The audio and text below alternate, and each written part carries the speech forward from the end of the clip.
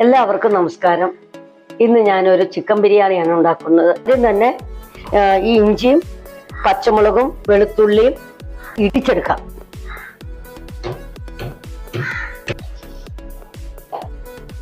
ഒരു ടീസ്പൂൺ പെരിഞ്ജീരകവും കൂടെ ഇട്ട് ഇടിക്കാം.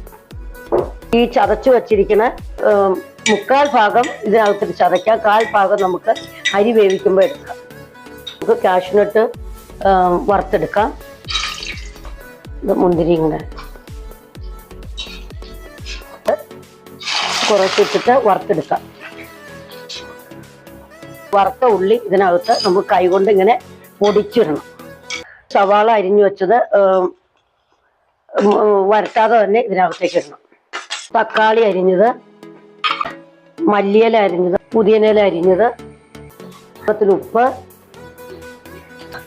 സാജീരകം, 1 ടീസ്പൂൺ ഗരം മസാല, 1 ടീസ്പൂൺ മല്ലിപ്പൊടി, 1 ടീസ്പൂൺ കുരുമുളക് പൊടി, 1 ടീസ്പൂൺ മഞ്ഞൾപ്പൊടി, 1/4 കപ്പ് തൈര്, വറുത്ത എണ്ണയും കൂടെ ഒഴിക്കണം.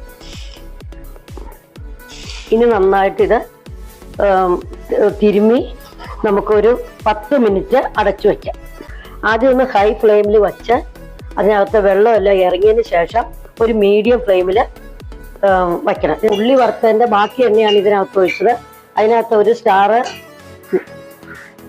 ഗ്രാമ്പു, ബേ ലീഫ്, കറുവപ്പട്ട, ഏലക്ക, ഇതിനകത്തേക്ക് ഇടിച്ചു വെച്ച വെളുത്തുള്ളിയും ഇഞ്ചിയും പച്ചമുളകും പെരിഞ്ജീരകവും കൂടെ ഉള്ളത് ഇതിനകത്തേക്ക് ഇടുക. കഴുകി ഊറ്റി വച്ചിരിക്കുന്ന അരി ഇടാം.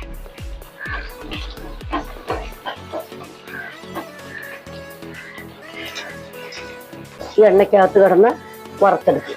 1 ഗ്ലാസ് അരിക്ക് 1.5 ഗ്ലാസ് വെള്ളമാണ് ചേർക്കേണ്ടത്. ഉപ്പ് നമ്മൾ ഇത്തിരി കൂടുതൽ ഇടണം. എന്നിട്ട് ആ വെള്ളം രുചിച്ചു നോക്കിയിട്ട് ഉപ്പ് മുന്നിൽ നിന്നാലാണ് ചോറിലേക്ക് പിടിക്കുള്ളൂ. ഒരു അരമുറി നാരങ്ങയുടെ നീരും കൂടെ ഒഴിക്കും. ചോറ് റെഡിയായി. നമുക്ക് ചോറ് ഈ ചിക്കൻ്റെ മുകളിലേക്ക് ലെയറായിട്ട് ഇടുക.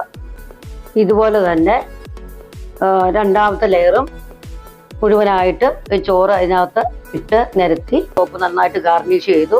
അതിന് ലോ ഫ്ലെയിമിലാക്കി 20 മിനിറ്റ് ദം ചെയ്യണം. അതുള്ള ബിരിയാണി റെഡി ആയിട്ടുണ്ട്. സലാഡും അച്ചാറും ഞാൻ വിളമ്പി വെച്ചിട്ടുണ്ട്. നിങ്ങളും ഇതുപോലെ ഉണ്ടാക്കി നോക്കൂ.